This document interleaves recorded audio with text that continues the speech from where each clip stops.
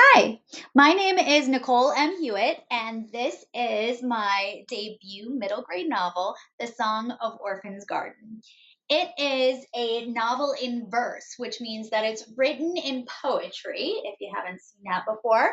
But it's still a complete story with characters and a story that you can follow from beginning to end. So it's just like a regular novel, but it is written, formatted a little bit differently in poems.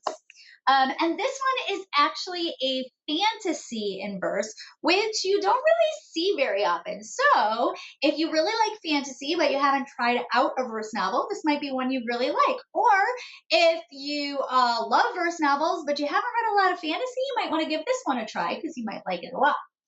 The story is about an orphaned human girl and her little brother and a banished giant boy.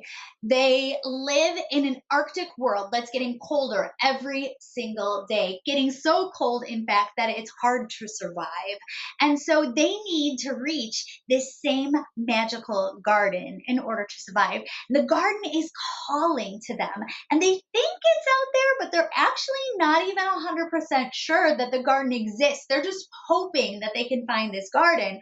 But in order to get there, they have to go through the winter blight, and they have to the winter spirits are attacking them, winter wolves. There's a lot of danger on the way, but they're really hoping to make it to this garden. Once they get there, though, they have to share the garden, which is not so easy to do because giants and humans have not always worked together super well. So they kind of have to learn to trust each other in ways that they didn't expect to. And then once they share the garden, they have to save the garden because the garden is in danger. So I'm going to do a quick reading for you. I'm going to give you just a little taste of each of the characters. The story is mostly told by Liriana and Zabe, the human and the giant. They each have their own parts, and then there are a few little parts that are written by some, like the seasonal spirits or some other little characters who have their own little pieces of the story. I'll tell you when I get to that. But this first part is Liriana's part. She is the human girl, and her brother Zabe are making their way across the winter blight. Liriana, a human girl, winter's solitude. 13 weeks we have been traveling, Zabe and I, bundled in our thickest furs. 13 weeks, one for each year of my life. Weeks that have felt as long as years. 13 weeks of trudging through endless, unbroken white snowdrifts that blend into endless, furious gray sky. Wish we were home in Lutz Hollow with Mama, safe in our cozy cottage, tucked away from the sharp teeth of icy wind and grasping claws of winter spirits that howl their threats in our numbed ears. But Mama is not there anymore, is not anywhere. I want to turn back, give up, lie down in the snow, sleep, and forget. But the clustered clumps of ice on Zave's eyelashes remind me why we must keep moving. Each day a little colder. When will we get to Orphan's Garden, Liriana? Zave asks for the millionth time. His tinny voice is thin as the layer of frost that crumples on his scrunched brow. Soon, very soon, any day, I am sure of it. If the garden exists. But I do not say that part out loud. The rumors started years ago.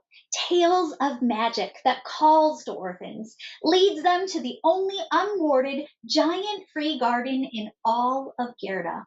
The one place outside King Cormoran's control where spring, summer, and autumn spirits still reside, with only a few days of winter a year.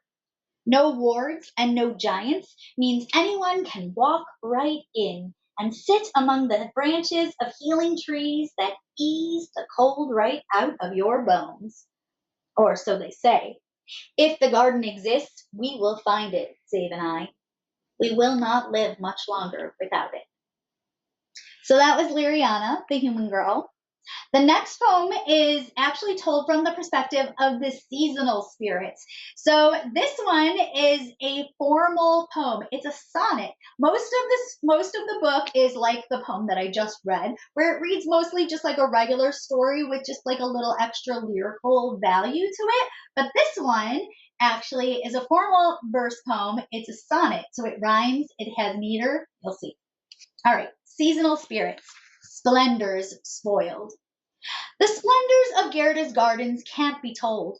No artist can depict their stunning views. The vibrant flowers burst forth uncontrolled, a clash of purples, yellows, reds, and blues.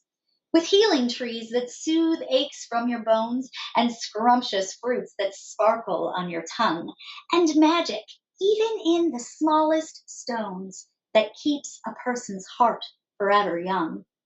But Cormoran's garden blooms in colder ways, so twisted by the darkness in his soul. He calls for vengeance, and each shrub obeys, each vine and branchlet under his control. While Cormoran reigns, the winter spirits thrive. Does he not see his world might not survive? So that was one of the formal poems that are spread throughout. And the last one I'm going to read you is from Brob's perspective. Brob is our giant boy. The cost of weakness. Cormoran, king of the giants, is actually kind of puny. I've heard he weighs in at under 500 pounds, wears platforms in his boots to barely boost him past a measly 9'6". Too bad his temper is tall enough for two of him.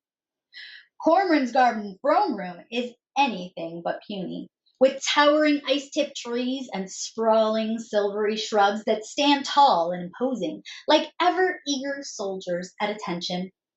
They say old Cormoran tamed the winter spirits when he defeated the first wave of human rebellion. I believe it. I've been cataloging every plant in Gerda's garden since I was 6, and King Cormoran's throne room is the only place with trees blooming ice instead of flowers. Every piece of greenery here is tainted by winter and equipped for battle. Honey locust trees with 6-inch dagger-like thorns of ice lining the trunk. Giant hogweed plants whose sap will burn and blister skin and blind you if it touches your eyes. Gimpy bushes that sting with hundreds of tiny venomous needles. Porcupine tomato plants, deceptively pretty till you see orange spikes protruding from their leaves. Rosary pea vines, a single red bean will kill you. Silver saw palmettos, whose thin serrated leaves are all the more dangerous when formed from razor-sharp ice. I could go on, but you get the idea. Grown giants have peed their pants at the mere sight of Cormoran's plants. So that's it. That gives you a little taste of the characters in my book, The Song of Orphan's Garden. I hope that it makes you want to read more. You can get it at your local library or anywhere that books are sold. Thanks so much for joining me. Bye-bye.